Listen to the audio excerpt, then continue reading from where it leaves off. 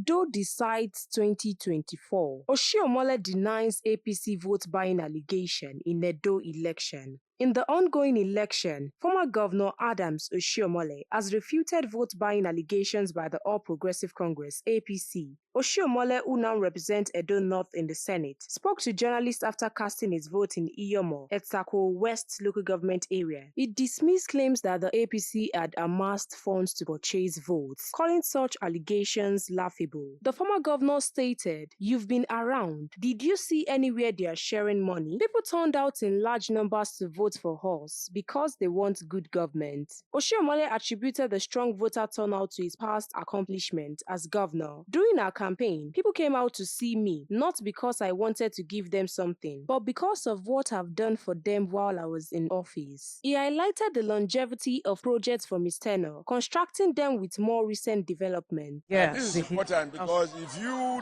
just watch televisions, analysts, many of them are not even sure that they are registered voters. We think that today is going to be a civil war. But people have overruled the prophets of doom, the marchers of violence, by the way they have queued up. These are not graduates. You really need to lecture them.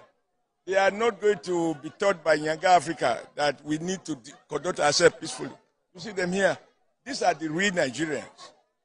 And secondly, you can see everywhere. The classrooms of the doors are open. Nobody is taking money from anybody.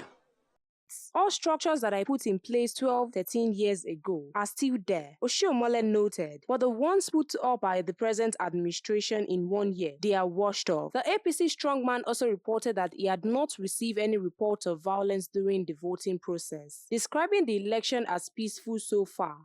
Stay tuned to NaijaNews TV for more updates as regards Edo State governorship election.